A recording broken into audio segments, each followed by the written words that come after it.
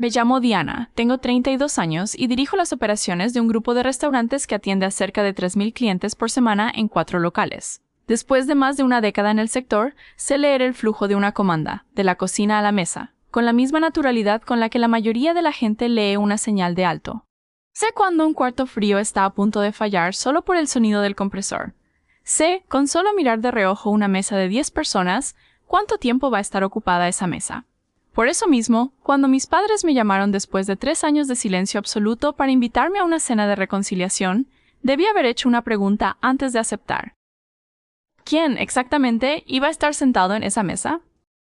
No pregunté. Manejé 40 minutos hasta el Belvedere y encontré a 16 familiares ya sentados alrededor de una mesa larga, cubierta de colas de langosta, cortes de wagyu y una botella de Burdeos de $400 que ya estaban sirviendo antes de que yo siquiera estacionara el auto. Mi padre levantó la vista desde la cabecera de la mesa, sonrió y soltó la frase que llevaba financiando toda mi vida. Tú vas a pagar, ¿verdad? Nos debes eso. Él creía que me había acorralado. No tenía idea de las 2 frases que yo estaba a punto de susurrarle al mesero minutos después, ni de lo que su propia tarjeta de crédito estaba a punto de revelarle a toda la familia 15 minutos más tarde. Si alguna vez has sido la persona de quien se espera que pague, que resuelva, que se quede callada, esta historia es para ti. Pero antes de llegar a la cena, necesito retroceder unas semanas y en realidad unos años, para que entiendas exactamente quién era yo la mañana en que llegó esa invitación. Porque esa era la versión de mí con la que ellos contaban. Y también era la versión que yo ya había dejado de ser, sin que nadie en mi familia se diera cuenta. Empecé a trabajar en restaurantes a los 17 años, recogiendo platos en una parrilla en Tennessee, oliendo todavía a aceite de freidora en el autobús escolar a la mañana siguiente. Fui anfitriona a los 19, mesera a los 21, gerente de salón a los 24, directora regional de operaciones a los 30. No soy dueña de nada. Administro 4 locales, personal, proveedores, cumplimiento sanitario, finanzas, todo, desde el andén de carga hasta la última línea de la cuenta. No soy rica, no como mi familia se imagina. Tengo un condominio de 2 habitaciones ya pagado, una cuenta de retiro que nunca toco, y exactamente un lujo consciente, agua mineral con gas. Eso es lo que pido cada vez que como fuera, sin excepción, año tras año. Mi personal cree que es una manía personal, casi un chiste interno. No lo es. Cuando creces pagando la cena de todos los demás, aprendes a mantener tu propia cuenta lo suficientemente pequeña como para poder irte cuando quieras, sin deberle nada a nadie, sin necesitar cambio, sin dejar un rastro financiero que alguien pueda usar en tu contra después. La mañana en que llegó la invitación, yo estaba en mi oficina revisando un contrato de aceite de oliva importado, discutiendo con un distribuidor que quería subir el precio en plena temporada baja de cosecha. Era el tipo de martes completamente normal que te hace olvidar que no todo el mundo organiza su vida en hojas de cálculo y calendarios de reposición de inventario. Acababa de rechazar un aumento del 12% citando una cláusula del contrato, bastante satisfecha conmigo misma, cuando el teléfono vibró sobre el escritorio. Miré de reojo y sentí un frío instalarse detrás de las costillas. Después de 3 años de silencio total, ahí estaba una notificación del chat familiar del que me habían sacado el mismo día en que me convertí en la villana oficial de la casa. Me quedé mirando esa notificación un minuto entero antes de abrirla.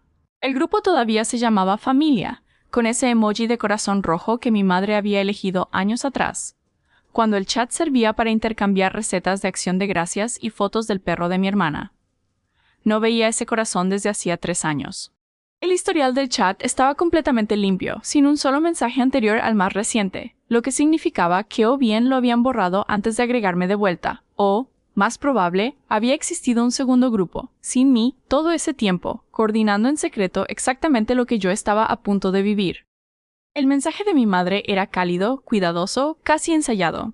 Decía que ella y mi padre habían estado reflexionando mucho, y querían invitarme a cenar al Belvedere para empezar a cenar como familia.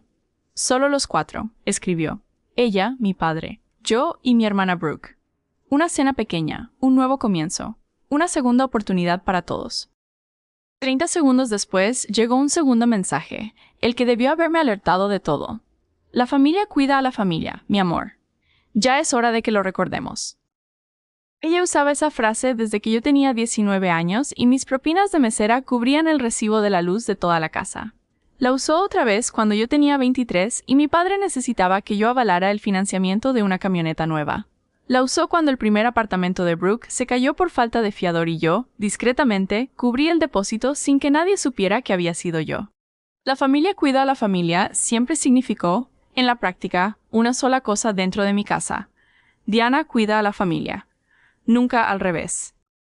Leí el mensaje 2 veces. Noté que mi madre no había escrito "lo siento" ni "nos equivocamos".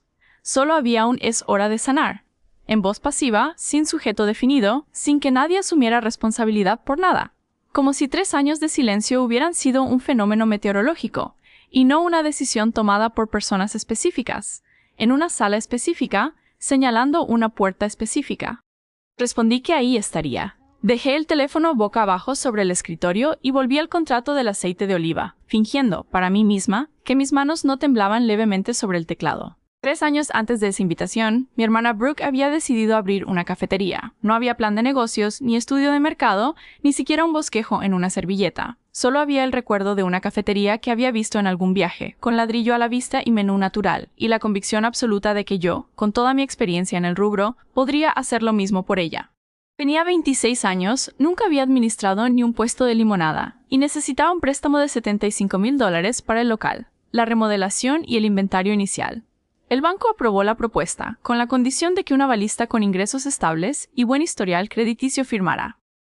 Ese avalista, en la cabeza de todos, ya estaba decidido antes incluso de preguntarme. Sería yo.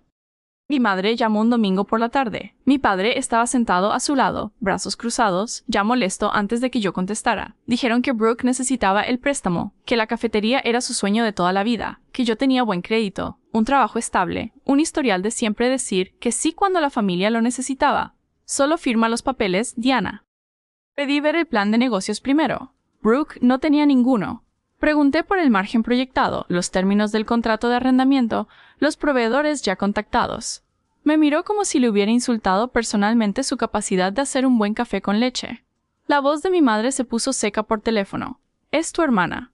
No necesitas una hoja de cálculo para amar a tu hermana. Dije que no. No porque no amara a Brooke, la amaba, y la sigo amando, sino porque ya había pasado suficientes años en esta industria viendo a gente buena volcar sus ahorros en ideas sin ningún fundamento, y sabía exactamente cómo se siente de ver $75,000 ajenos a las 3 de la mañana. Cuando la tienda está a oscuras, la fuente de ideas se secó, y la cuota del banco sigue venciendo cada mes sin importarle a nadie. Mi padre se levantó, señaló la puerta y dijo la frase que cerraría todo por 3 años. Si no vas a ayudar a esta familia, no eres parte de ella. Manejé a casa en silencio. A la mañana siguiente ya me habían sacado del grupo familia. Nadie llamó. Nadie escribió para explicar, cuestionar o negociar. Durante 3 años, en la narrativa oficial de mi propia casa, fui la hija que amaba el dinero más que a su propia hermana. Aquí está la parte más difícil de admitir, incluso hoy. Ese silencio casi me destruyó, no porque en algún momento pensara que ellos tenían razón. Sabía que no la tenían. Me destruyó porque, en el fondo, extrañaba ser necesaria. Esa es la verdadera herida, y me tomó casi 2 años de terapia con una psicóloga llamada Doctora Juan poder nombrarla con precisión, en lugar de solo sentir un dolor difuso cada vez que entraba a un restaurante lleno de familias. En una sesión, ella me preguntó algo simple. ¿Cuándo es la primera vez que recuerdas haber pagado por alguien de tu familia? Me quedé pensando un buen rato, dándole vueltas al recuerdo, hasta llegar a algo pequeño. Tener 15 años, sostener mi primer cheque de un trabajo de medio tiempo en una fonda, y decidir, completamente sola, guardar parte de ese dinero por si hacía falta algo en casa. Nadie me lo había pedido directamente. Simplemente había aprendido, muy temprano, a anticipar el pedido antes de que se dijera en voz alta. Había sido la arregladora de la familia desde los 17 años, mucho antes de cualquier conversación sobre cafeterías o préstamos de camionetas. Mi primer sueldo de mesera fue directo al mercado. Mi devolución de impuestos, siendo aún adolescente, fue para el tratamiento dental de mi madre, que ella misma no habría podido pagar sola en ese momento. Cuando el auto de mi padre se descompuso, yo tenía 22 años, ya trabajaba como gerente de salón. Pagué la reparación completa y le dije que estaba cubierta por la garantía de fábrica, porque sabía, con total certeza, que él jamás aceptaría ayuda financiera directa de su propia hija. En la boda de Brooke, cubrí la florería, el fotógrafo y la mitad de la recepción, sonriendo educadamente mientras mi madre daba un brindis en el micrófono sobre criar a 2 hijas fuertes.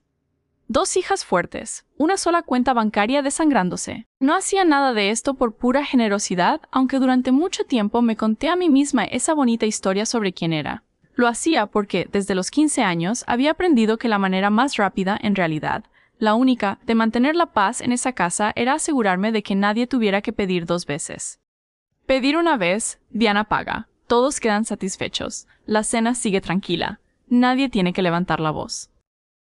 Sin darme cuenta, a lo largo de 15 años los entrené perfectamente. Les enseñé a mis padres, con la mejor de las intenciones, que mi cartera funcionaba como un cajero automático emocional, insertar una dosis de culpa, retirar suficiente dinero para resolver el problema del momento.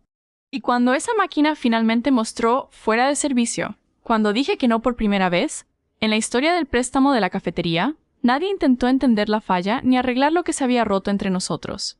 Simplemente la desconectaron y se fueron, como quien desecha un electrodoméstico viejo. Por eso, cuando ese mensaje reapareció después de 3 años de silencio total, la familia cuida a la familia, mi amor. Sentí el viejo reflejo dispararse de inmediato en el pecho, casi físico, como un músculo que no estiraba desde hacía mucho tiempo. Ve. Arréglalo. Paga lo que sea necesario. Haz que el silencio vuelva a ser cómodo para todos, incluida tú misma. Pero al mismo tiempo, también escuché la voz calmada y cadenciosa de la doctora Kwan dentro de mi cabeza, como un metrónomo. Les enseñaste que siempre pagarías. Ese fue tu error original. Y no se corrige pagando otra vez, se corrige dejando de pagar de una vez por todas, aunque eso te cueste emocionalmente a corto plazo. Mi compañera de trabajo, Jess, con quien comparto la mayoría de mis almuerzos, se sentó frente a mí al día siguiente de la invitación y dijo, sin rodeos: Diana, esto tiene todo el aspecto de una emboscada, de principio a fin. Recuerdo haberme reído, porque Jess nunca había conocido en persona a ningún miembro de mi familia, y aún así podía ver el patrón con más claridad que yo misma desde adentro. Mi subchef, Marco, fue todavía más directo, resumiendo todo en una sola palabra una vez que le conté la historia en voz alta por primera vez: no vayas. Pero ya había decidido ir, no porque creyera que una disculpa genuina me esperaba del otro lado, no porque esperara encontrar un arrepentimiento sincero. Yo quería, sinceramente, sentarme frente a mis padres y descubrir si 3 años habían cambiado algo de verdad dentro de esa familia, o si el silencio había sido simplemente una versión más larga y más callada de la misma conversación de siempre, esa en la que se esperaba que yo escuchara, estuviera de acuerdo y, al final, pagara. Quería un cierre, aunque ese cierre solo significara confirmar, con todas las letras, que la puerta seguía clavada por dentro. Había también algo más simple, y voy a ser honesta al respecto, porque creo que cualquiera que haya vivido algo parecido reconocerá el sentimiento de inmediato. Extrañaba a mi madre, no a la que organizaba reuniones familiares como quien planifica un cronograma de obra, no a la que llevaba una contabilidad emocional detallada de quién le debía qué a quién.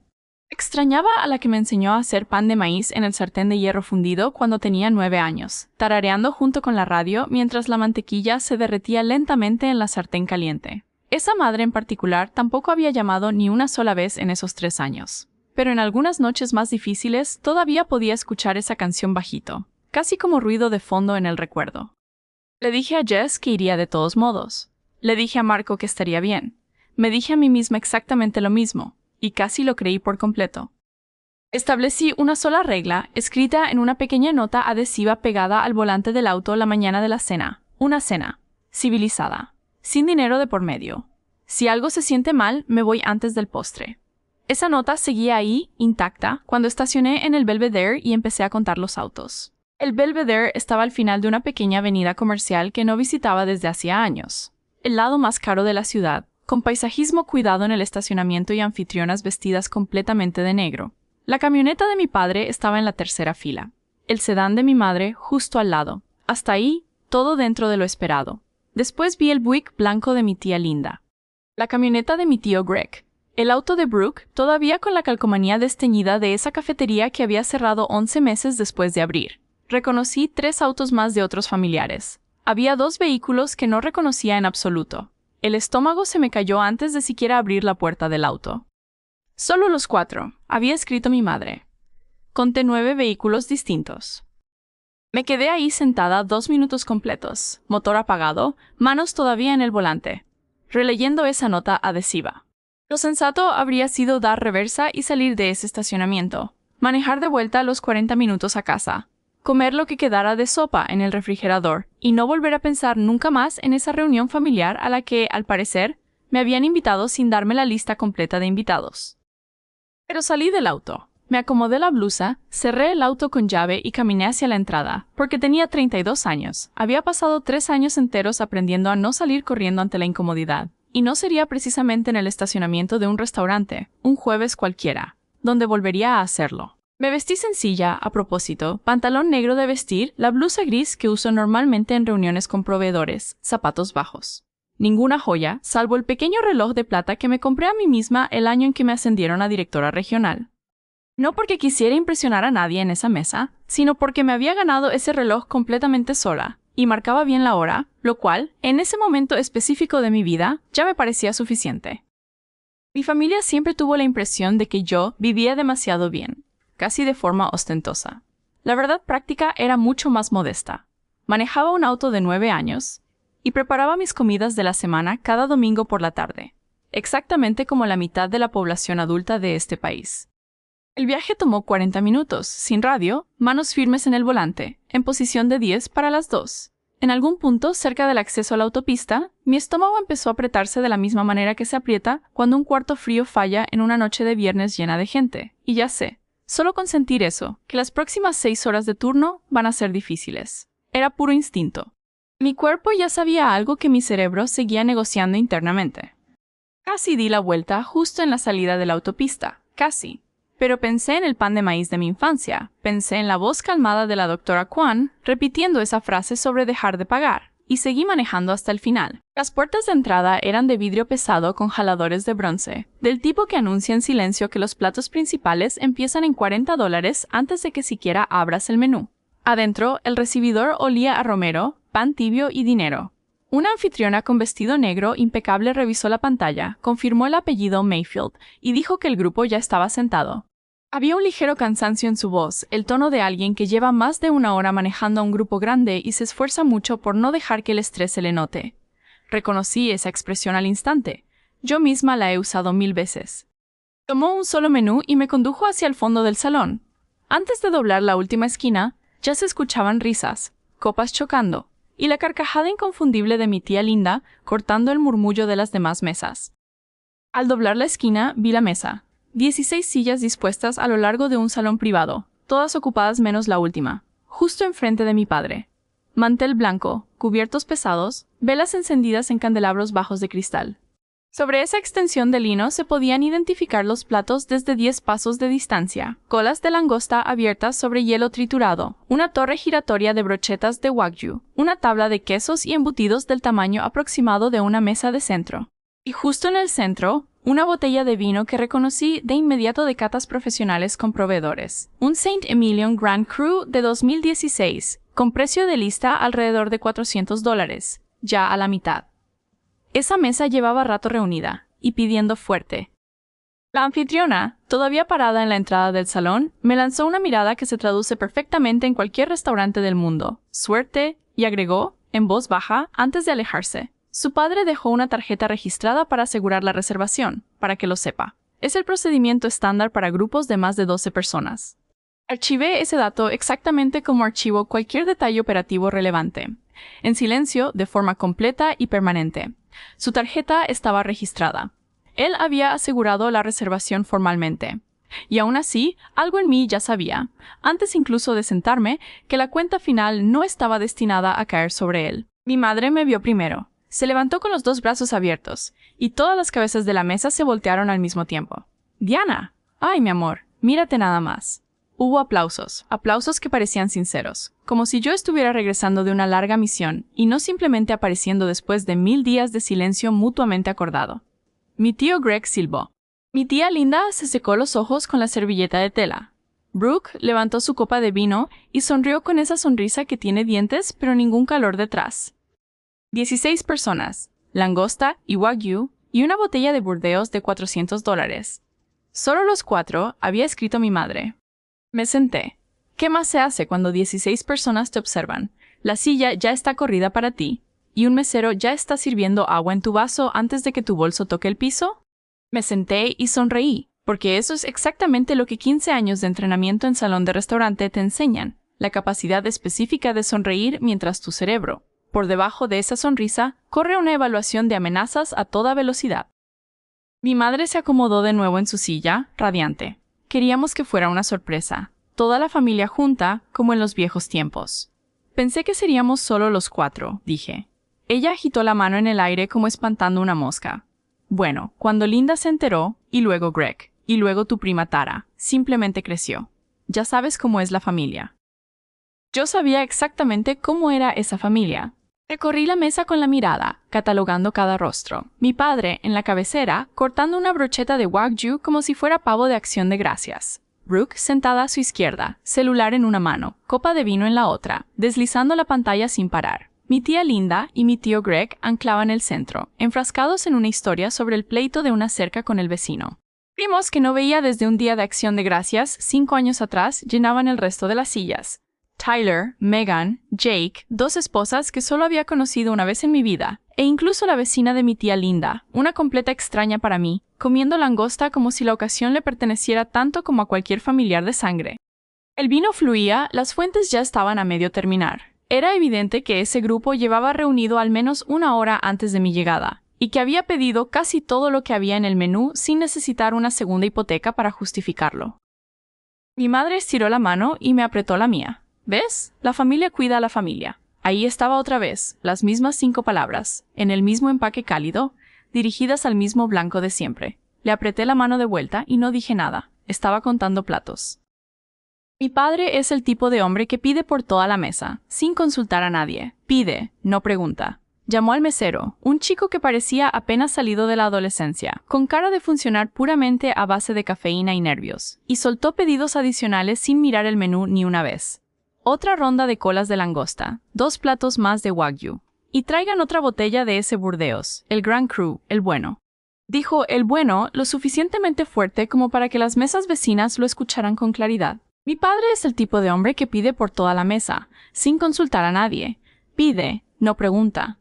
Llamó al mesero, un chico que parecía apenas salido de la adolescencia, con cara de funcionar puramente a base de cafeína y nervios, y soltó pedidos adicionales sin mirar el menú ni una vez. Otra ronda de colas de langosta. 2 platos más de wagyu. Y traigan otra botella de ese Burdeos, el Grand Cru, el bueno. Dijo el bueno lo suficientemente fuerte como para que las mesas vecinas lo escucharan con claridad. Mi padre sacó su tarjeta de la cartera y la sostuvo entre 2 dedos, exactamente como un mago exhibe una moneda antes del truco, asegurándose de que todos hubieran visto el objeto original. Pongan todo en esta, le dijo al mesero. Esta noche estamos celebrando. El mesero, cuya placa decía Nathan, anotó todo, asintió y desapareció hacia la cocina con la expresión exacta de alguien que necesita desesperadamente un descanso.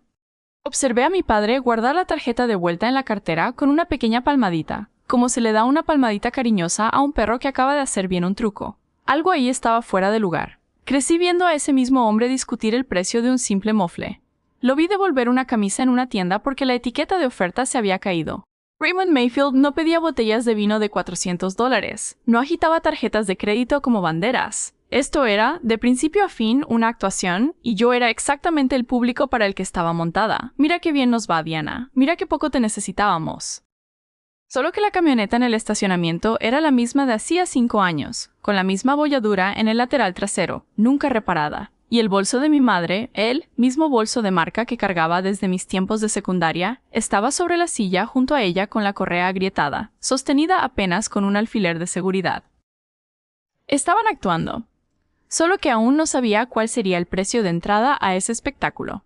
Los comentarios pequeños empezaron alrededor de la segunda botella. Mi tía Linda se inclinó por encima de mi tío Greg y soltó: «Debe ser lindo administrar todos esos restaurantes elegantes, mientras el resto de nosotros aquí recorta cupones». Se rió al decirlo, como se ríe la gente cuando quiere que sepas, debajo de la sonrisa, que hablaba muy en serio.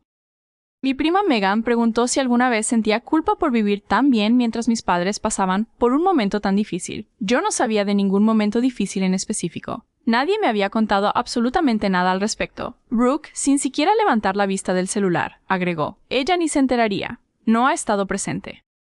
Cada comentario caía con la precisión de algo ensayado, no guionizado palabra por palabra, pero claramente alineado. como un coro que encuentra la misma nota sin necesitar director. Habían hablado de mí antes de esa cena, de mi ausencia, de mi dinero, de la vida que llevaba lejos de ahí. Llegaron a la cena ya con una narrativa compartida, casi unánime. Diana se fue. Diana tiene de sobra. Diana le debe algo a esta familia. Fue mi tía Linda quien entregó la tesis central de la noche. Estiró el brazo por encima de la mesa, tomó mi mano como si me estuviera consolando en un velorio, y dijo: «La familia no lleva cuentas, querida». Casi me río ahí mismo. La familia no lleva cuentas, viniendo justamente de la misma mujer que una vez dejó de hablarle a su propia nuera durante 6 meses enteros por un mal acomodo en la mesa de acción de gracias. No me reí, solo retiré mi mano con delicadeza y tomé mi vaso. Agua con gas, lo único frente a mí.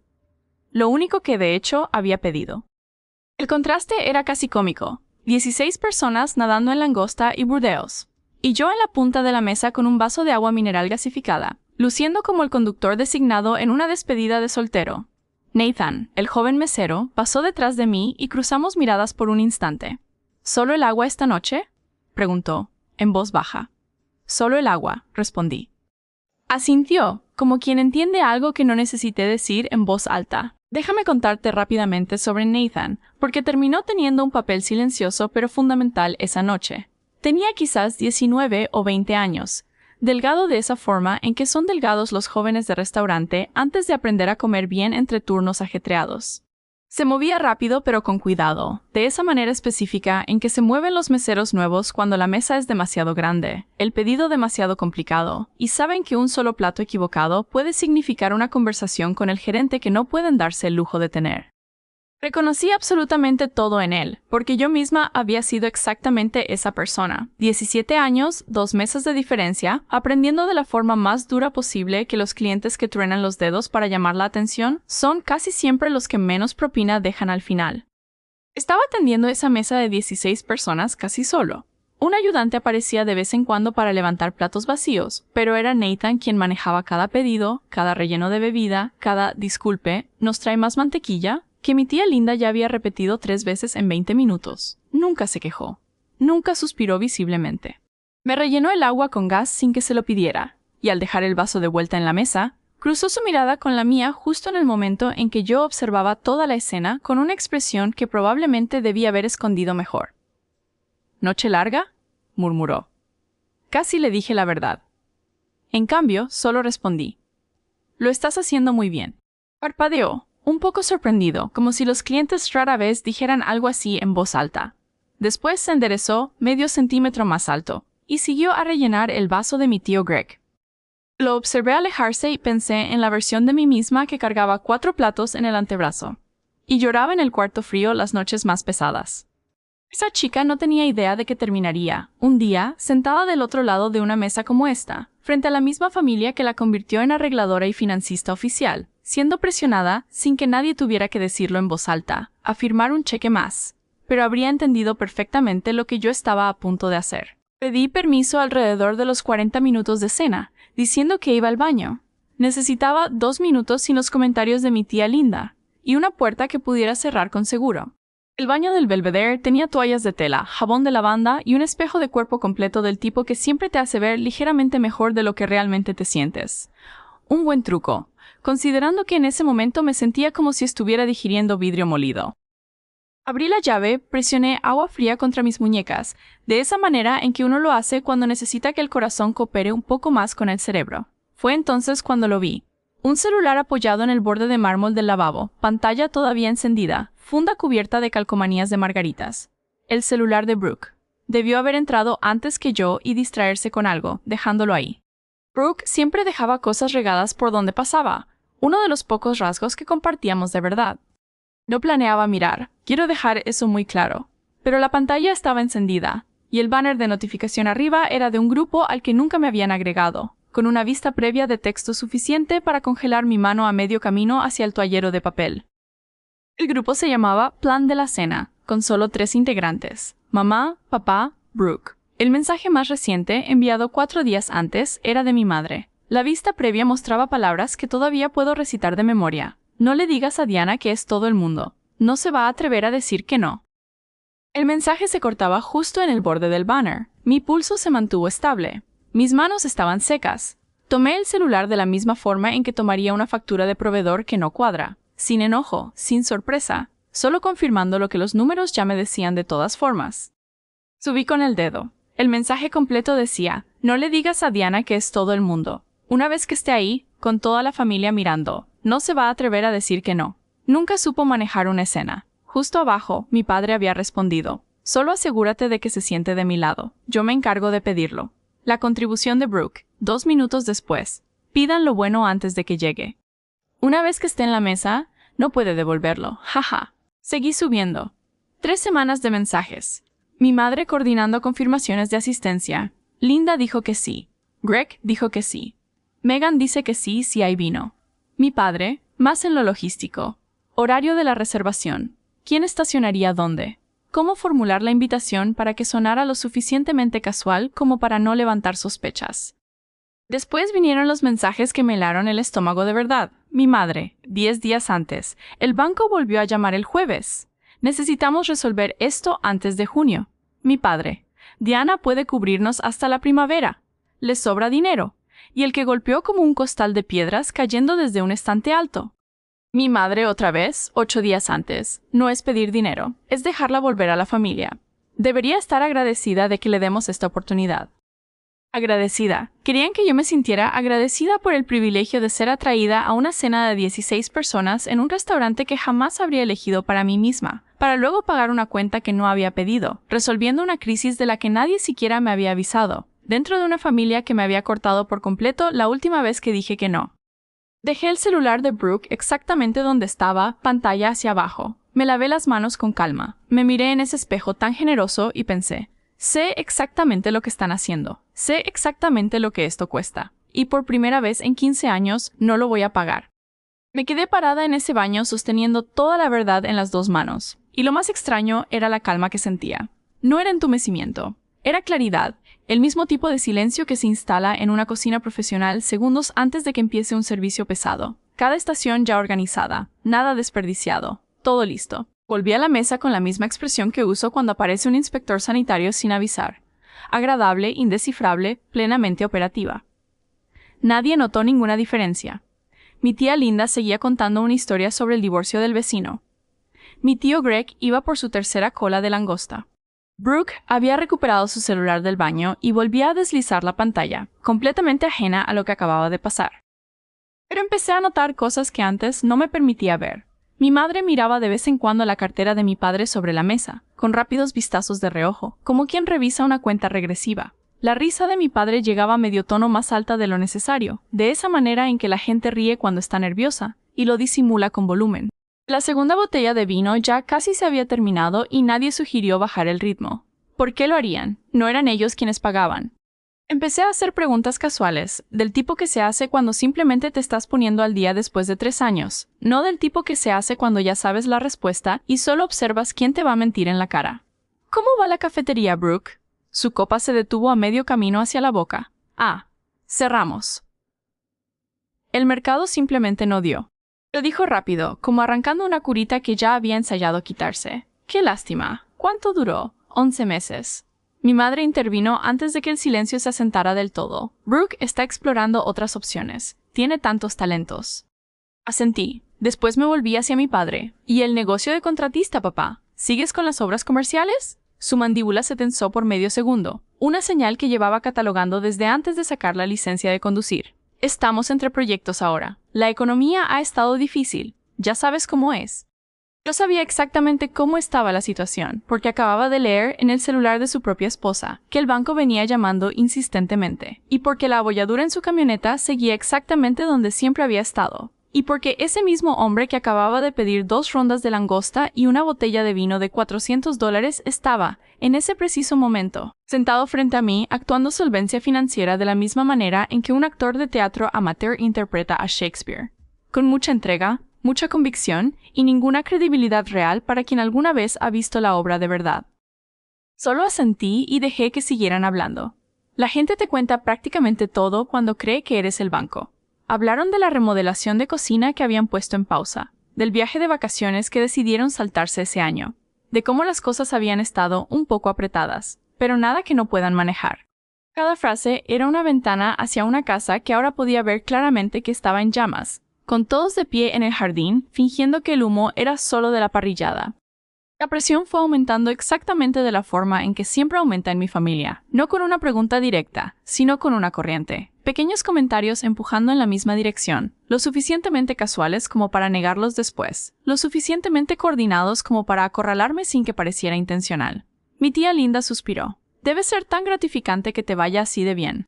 No todos tenemos esa suerte. Mi primo Tyler, con quien no hablaba desde el segundo mandato de Obama, agregó: Sí, Diana, sí que caíste parada. ¡Qué genial! Hasta mi tío Greg, que normalmente solo se comunica a través de metáforas deportivas, se animó con un "te sacaste un jonrón allá afuera, muchacha". Cada elogio era un ladrillo, y todos los ladrillos apuntaban en la misma dirección. Tienes dinero, lo sabemos, y te lo estamos recordando frente a testigos suficientes. Mi madre dirigía todo desde el centro de la mesa como quien lleva años memorizando la partitura. Un asentimiento a Linda, una sonrisa a Tyler. Una mano suave en el brazo de mi padre cuando parecía a punto de hablar demasiado pronto, demasiado claro. Era buena en esto. Siempre lo había sido. Por mucho tiempo asumí que mi madre era simplemente una persona cálida a la que le gustaba recibir a la familia. Ahora entendía que era una gerente de proyectos con 20 años de experiencia comprobada, y el entregable más importante de la noche estaba sentado tranquilamente en la punta de la mesa, tomando agua con gas. Llegaron los menús de postre. Mi tía Linda pidió crème brûlée sin siquiera mirar el precio. Brooke pidió el soufflé de chocolate, que necesita 20 minutos de preparación previa, lo que significaba que ya lo había pedido antes de que yo me sentara. Claro que sí. Estaban consumiendo la cuenta de la forma en que se consume cuando alguien más paga. Sin techo, sin culpa, sin mirar ni una sola vez la columna de precios del lado derecho del menú.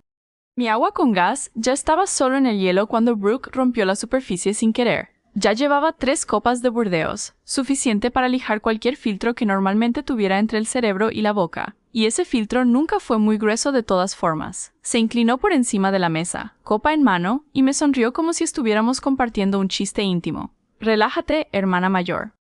Es solo una cena. Puedes pagarla.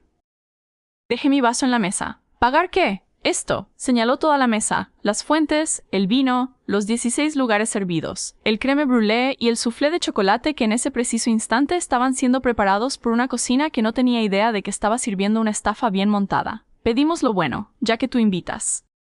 Lo dijo con tanta naturalidad, ya que tú invitas, como si eso ya se hubiera decidido en una reunión a la que nunca me habían invitado, lo cual, evidentemente, había pasado.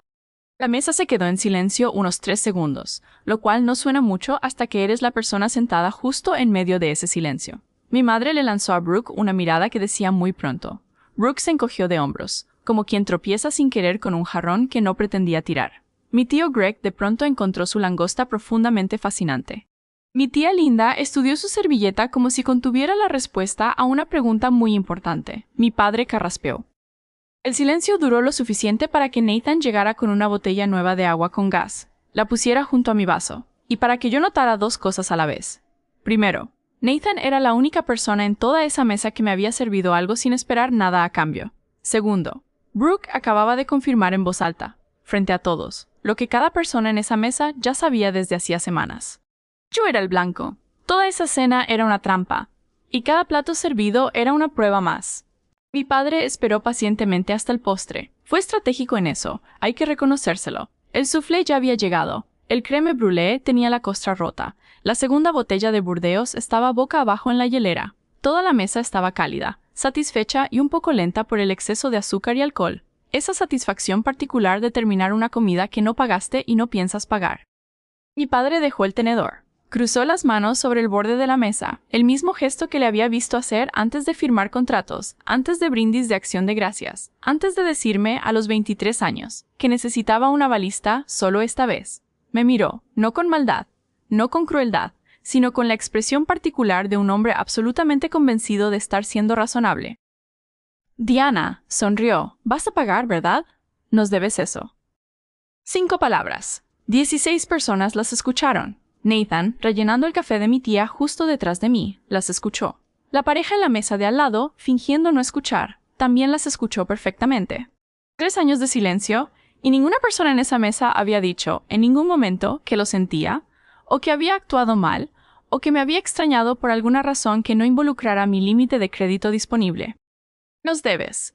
Miré a mi padre a través de una mesa cubierta con los restos de una comida que no había pedido, rodeada de una familia cuya presencia completa ni siquiera me habían avisado con anticipación, sosteniendo un vaso de agua que yo misma me había servido, y sentí algo que no esperaba sentir: alivio. Porque la decisión que había temido tomar acababa de ser tomada por él mismo, en voz alta, frente a suficientes testigos. No respondí de inmediato. He aprendido a lo largo de los años que el silencio hace más trabajo que las palabras en una sala llena de gente acostumbrada a que le den la razón de inmediato. 3 segundos. 5 segundos. El tipo de silencio que hace que una mesa de 16 personas se remueva en sus sillas y de pronto redescubra un interés urgente en la decoración de la pared justo detrás de mí. Por 15 años enteros, había pagado precisamente para que nadie tuviera que hacer una escena. Tomé cada cuenta, avalé cada préstamo, cubrí cada depósito, cada factura dental, cada cuenta de florería, porque el costo real de decir que no siempre había sido, sin falta, una sala exactamente como esta, llena de miradas fijas y expectantes, cargando el entendimiento silencioso, y nunca dicho de que mi amor se medía en dólares, y mi silencio se compraba con obediencia continua. 15 años. Miles de dólares sumados con el tiempo, y el precio de entrada a mi propia familia acababa de anunciarse públicamente ahí en el rango de $80 por plato, más el vino, más la langosta, más ese impuesto particular que se paga por ser la hija a la que solo llaman cuando algo necesita financiamiento. Miré las manos de mi padre, todavía cruzadas, todavía firmes. Miré los ojos de mi madre, todavía cálidos, todavía actuando. Miré a Brooke, ya de vuelta en su celular, porque en lo que a ella concernía, esto ya estaba decidido hacía mucho. Miré a Nathan, parado junto a la estación de servicio, observando con la atención cuidadosa de un joven que percibe que algo importante está pasando en su mesa, sin saber exactamente qué. Por último, miré mi propia agua con gas, todavía a la mitad, atrapando la luz de las velas como una pequeña promesa silenciosa que me había hecho a mí misma semanas atrás. Puse la servilleta sobre la mesa. Sonreí. Déjenme ir a resolver unas cosas, dije, y me levanté. Mi madre soltó el aire que contenía. Mi tía Linda se dio palmaditas en el pecho, aliviada. Mi padre descruzó las manos, satisfecho. Cada una de esas 16 personas, sin excepción, pensó que iba a pagar. Esto es algo que 15 años detrás de un mostrador de recepción te enseñan con total claridad. Quien controla la cuenta controla la sala. Mi familia creía que controlaba toda esa sala. Habían elegido el restaurante, armado el menú, reunido al público y hecho el pedido explícito. Tenían 16 personas, 2 botellas de vino y 3 años de presión acumulada de su lado. Yo tenía 2 frases y un mesero llamado Nathan. No caminé hacia la caja principal. Fui a la estación de servicio al fondo del salón, donde Nathan organizaba las carpetas de cuenta y un gerente de piso llamado David revisaba un pedido en una pequeña pantalla. David vestía el uniforme estándar, camisa negra, corbata negra, audífono discreto, y tenía el aspecto de alguien que lleva suficiente tiempo en esta industria como para manejar lo que sea que se le presente. Me acerqué directamente a él. «Disculpe, ¿David?» Se dio la vuelta, esa sonrisa profesional automática ya en su lugar. «¿En qué puedo ayudarla?» Mantuve la voz baja, ni dramática ni conspirativa, solo el volumen que se usa en el sector cuando se maneja algo que no necesita la atención de todo el salón. Nathan estaba a su lado, escuchando, atento, con la bandeja en la cadera. Los dos me miraron de esa forma específica en que los profesionales del sector miran a alguien que habla su mismo idioma, con atención inmediata y precisa. Dije 2 frases. «No soy la anfitriona y no voy a cubrir esta mesa esta noche. Por favor, lleven la cuenta completa al señor sentado en la cabecera, el que ya tiene su tarjeta registrada para la reservación». David parpadeó una vez. Miró rápidamente a Nathan, luego de vuelta a mí. «¿Y lo segundo?» «Separen solo mi agua con gas en una cuenta aparte y agreguen 30% de propina en la mía para su equipo. Se lo ganaron esta noche». Los ojos de Nathan se abrieron un poco más. David me observó durante 3 segundos completos, leyendo la situación de la forma en que un buen gerente de piso lee cualquier situación. Rápido, completo, sin juzgar. Después asintió. «Hecho. Fue todo». Sin discusión, sin duda, sin un «¿Está segura, señora?», porque David llevaba suficiente tiempo en esto como para reconocer al instante lo que es una redirección de responsabilidad. Y Nathan había observado esa mesa suficiente tiempo como para entender exactamente por qué era necesaria. Pagué mi cuenta ahí mismo, al instante. Un agua con gas, 2 rellenos, más la propina del 30%, que terminaría siendo la propina individual más grande que Nathan recibiría en todo el mes. David pasó mi tarjeta, me entregó el recibo y dijo en voz baja: «Voy a presentar la cuenta de la mesa en unos 10 minutos, en cuanto termine el postre». Perfecto. Volví a la mesa, me senté, tomé mi vaso y di un sorbo lento. Brooke discutía con el primo Tyler sobre un reality show. Mi tía Linda le contaba a mi tío Greg cada detalle del pleito de la cerca. Mi madre me observaba con la atención cuidadosa de quien ya cree que el asunto de la cuenta está resuelto. Mi padre estaba recostado, brazos cruzados, completamente satisfecho consigo mismo. 16 personas terminando el postre, bebiendo los últimos tragos de esa botella de $400, esperando una cuenta que ninguno de ellos tenía intención de ver jamás. Dejé mi vaso y esperé junto con ellos. Esos 10 minutos fueron los más tranquilos de toda mi noche. La mesa aún no lo sabía, pero la cena ya había terminado en todo lo que realmente importaba. La comida estaba consumida, el vino se había acabado, el pedido ya se había hecho en voz alta, y la respuesta ya iba en camino, en un idioma que ninguno de ellos hablaba. Me quedé sentada ahí, en mi extremo de la mesa, escuchando hablar a mi familia. Mi tía Linda quejándose del precio del abono. Mi tío Greg contando una historia de pesca sin final. Brooke tomándose una selfie junto a los restos de helado. Mi madre riéndose de algo que dijo la prima Megan, una risa de verdad, de esas que arrugan los ojos, que la hicieron sonar por exactos 3 segundos. Como la mujer que solía tararear junto con la radio mientras la mantequilla se derretía en el sartén. Casi sentí que algo se ablandaba dentro de mí. Casi. Pero entonces miré a mi padre, revisando el celular por debajo de la mesa con esa concentración de mandíbula tensa de alguien que espera un mensaje que no quiere recibir, y recordé el mensaje que había leído en el celular de Brooke. Diana puede cubrirnos hasta la primavera. Le sobra dinero. Mi agua con gas volvió a atrapar la luz de las velas. Observé las burbujas subir y reventar, una a una, cada una pequeña implosión que nadie más en esa mesa notaba. Pensé en la Diana de 17 años, con delantal, cargando 4 platos en el antebrazo, aprendiendo a sonreír a través del ardor en los hombros. Esa chica habría pagado, habría sacado su tarjeta, cubierto toda la mesa, lo habría llamado amor, se habría ido a casa y habría llorado en la ducha sin contarle a nadie. Yo ya no era esa chica. Nathan reapareció en la entrada del salón, y supe, antes de su primer paso, exactamente hacia qué silla se dirigía. Puso la carpeta de cuero, con el logo del Belvedere grabado directamente frente a mi padre, no en el centro de la mesa, no cerca de mí. Frente a Raymond Mayfield, el hombre que había hecho la reservación, cuya tarjeta estaba registrada, que le había dicho a la mesa 2 horas antes que pusieran todo en esa misma tarjeta. La conversación en la mesa murió como una vela en una corriente de aire. Mi padre miró fijamente la carpeta de cuero durante 2 segundos enteros. Se podía ver el procesamiento pasando detrás de sus ojos. La cuenta debía ir para Diana. La cuenta debía ir para Diana. La cuenta está frente a mí. Los ojos de mi madre se abrieron mucho. Me miró a mí, luego la cuenta, luego de vuelta a mí. Y por primera vez en toda la noche, su compostura se agrietó lo suficiente como para dejar ver la cuenta matemática corriendo por debajo. Diana empezó. Mi padre se recompuso primero. Siempre fue bueno para eso. Había pasado 63 años enteros sin admitir jamás que lo habían tomado con la guardia baja. Tomó la carpeta, la abrió con un movimiento casual y no miró el total. No podía mirar el total, no frente a 16 personas. Si miraba ese número ahora, toda la actuación se derrumbaría en el acto.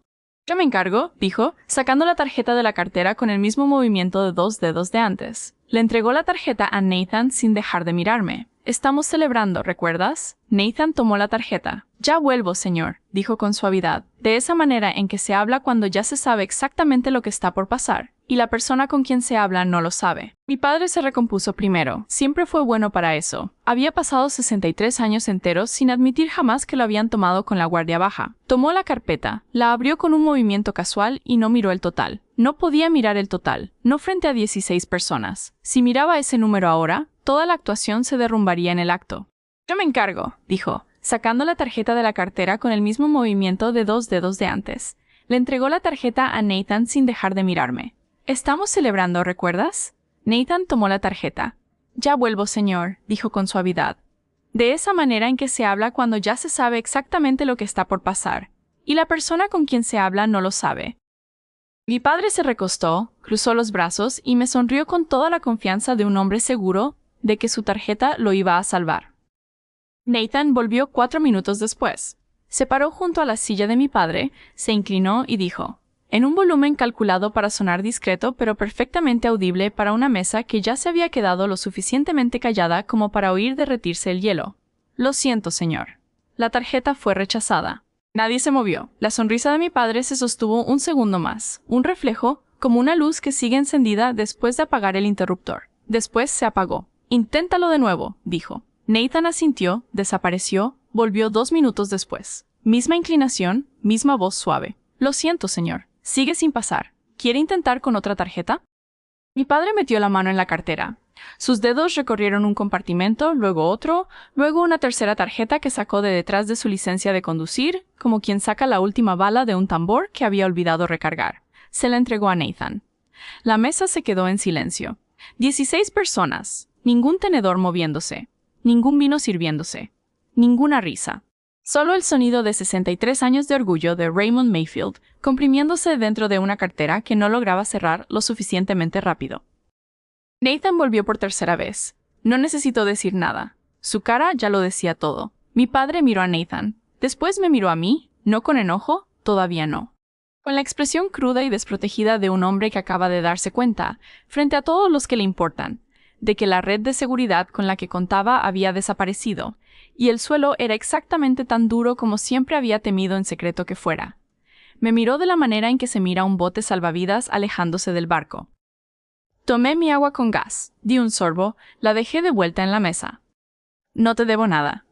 Nunca lo hice. Entonces agregó, ¿y nos dejarías ahogarnos? Y el dolor se detuvo ahí mismo, porque incluso ahogándose, seguía extendiendo la mano hacia mi cartera, y no hacia mi mano. Me levanté, sin prisa, sin drama, de la manera en que uno se levanta cuando la decisión ya está tomada y no necesita el permiso de nadie en la sala para irse. Papá, siento que estén pasando por esto. De verdad lo siento. Pero esto, señalé toda la mesa, las fuentes vacías, las botellas volteadas, las 16 caras mirándome como si fuera la villana de una historia que habían ensayado toda la semana. No es pedir ayuda. Es una trampa. No me invitaron aquí para hacer las paces. Me invitaron para pagar. Mi madre insistió en que solo querían tenerme de vuelta. Solo te queríamos de vuelta, Diana. Me querían de vuelta por lo que yo pudiera cubrir, mamá. Leí los mensajes. Diana puede cubrirnos hasta la primavera. Toda la mesa se puso pálida de golpe. La cara de Brooke perdió el color. La mano de mi madre voló a su boca. Mi padre se quedó mirando el mantel. Si de verdad necesitan ayuda, me siento con ustedes y un asesor financiero, y armamos un plan real juntos. Sin trampas, sin público, sin langosta. Pero no voy a pagar esta cuenta. No la pedí. Nadie me avisó. Y no se las debo. Nunca lo hice. Nadie habló. Tomé mi bolso, miré a mi madre y le dije lo último que le diría en esa mesa. Siempre me dijiste que la familia cuida a la familia. Entonces, ¿por qué era yo la única que siempre lo hacía? Caminé hacia la puerta, pasando al ayudante de mesero, a la anfitriona, a las pesadas puertas de vidrio con jaladores de bronce. Nathan me alcanzó cerca del guardarropa. Señora, sostenía mi recibo. Gracias, dijo, en voz baja, sinceramente. Toqué su hombro. Lo estás haciendo muy bien, le dije de nuevo. Después salí. La silla de mi padre se arrastró hacia atrás en el piso de madera con un sonido parecido a papel rasgándose. Diana. Su voz era baja, controlada, temblando en los bordes. ¿Qué hiciste?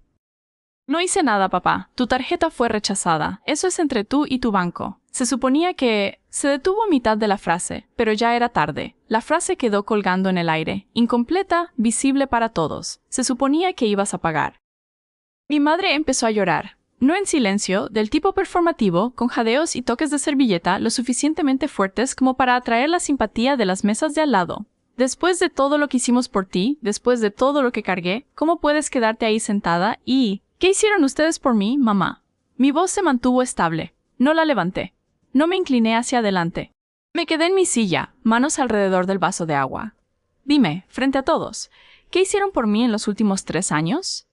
Brooke golpeó la mesa con la mano. Es tan típico de ti. Siempre tienes que hacer todo sobre ti misma. Mi tía Linda estiró el brazo hacia el mío. Diana, querida, tu padre está claramente avergonzado. No puedes simplemente... No. Una sola palabra. La dije de la misma forma en que se la diría a un proveedor que intenta cobrarme de más en una factura. Clara, definitiva, sin disculpa adjunta. Fue entonces cuando mi padre se quebró. No con enojo esta vez, con algo peor. La voz se le bajó, y por un instante terrible y sinceramente honesto, sonó como un hombre parado en una casa a oscuras. Diana, por favor, nos estamos ahogando. Lo vi. Vi al hombre asustado detrás de toda esa actuación, al padre que había perdido su negocio y su orgullo, y que solo pudo admitirlo en voz alta cuando su propia tarjeta de crédito habló por él. Lo vi, y me dolió de verdad. El estacionamiento estaba tranquilo. Jueves por la noche, aire tibio, cigarras empezando a cantar en los árboles paisajísticos que hacían que el Belvedere pareciera pertenecer a un lugar más importante que un simple centro comercial de barrio. Me senté en el auto con el motor apagado y la ventana abajo, releyendo la nota todavía pegada al volante. Una cena, después a casa. Una cena. Saqué el celular de mi bolso y abrí el chat familiar. Los mensajes ya llegaban en cascada. Mi madre, mi tía, Brooke. Primos de los que no sabían nada desde hacía años, todos escribiendo al mismo tiempo, una avalancha de signos de exclamación y acusaciones. Y ese tipo particular de furia que solo aparece en gente que acaba de ser descubierta. No leí ninguno. Bajé hasta el final, toqué salir del grupo y vi aparecer la confirmación. Diana salió del grupo. Dejé el celular en el asiento del copiloto. Encendí el motor y manejé a casa en el mismo silencio en que había venido. Solo que, esta vez, el silencio no era nervioso, era mío. Lo que siguió fue más tranquilo de lo que esperaba. Nadie llamó esa noche, ni al día siguiente, ni al otro después de ese. El chat del que había salido siguió existiendo sin mí. Lo sé porque mi prima Megan, la única que en algún momento de esos 3 años de silencio me había mandado un mensaje de cumpleaños, me escribió por separado, una semana después. Solo quería que supieras, escribió, que eso fue lo más honesto que he visto pasar en una cena familiar en 20 años. Siento haber sido parte de eso. Megan fue la única que se disculpó. 3 semanas después, Brooke me escribió, no para disculparse, para pedirme prestado el primer y último mes de renta de un apartamento nuevo. Le respondí con el contacto de un servicio de orientación financiera y le deseé suerte. No respondió. A través de Megan, fui armando el resto de la historia poco a poco, a lo largo de los meses siguientes. El negocio de contratista de mi padre había cerrado en realidad 18 meses antes de esa cena, después de 2 apuestas fallidas en proyectos comerciales que salieron mal. Mi madre había estado pagando solo el mínimo de 4 tarjetas de crédito distintas, con una línea de crédito sobre la casa ya casi al límite. La casa se puso en venta ese julio. Se mudaron a un alquiler más pequeño, 30 minutos al sur. Brooke consiguió un trabajo contestando teléfonos en un consultorio dental. Nada de eso era lo que yo deseaba para ellos. Todo eso fue consecuencia directa de decisiones que habían tomado mucho antes de que yo entrara al Belvedere esa noche, y nada de eso era mío para arreglar, ni con otro cheque, ni esta vez. Hice lo que había prometido en esa mesa. Llamé a mi padre 6 semanas después y le ofrecí sentarnos con un asesor financiero para armar un plan de verdad.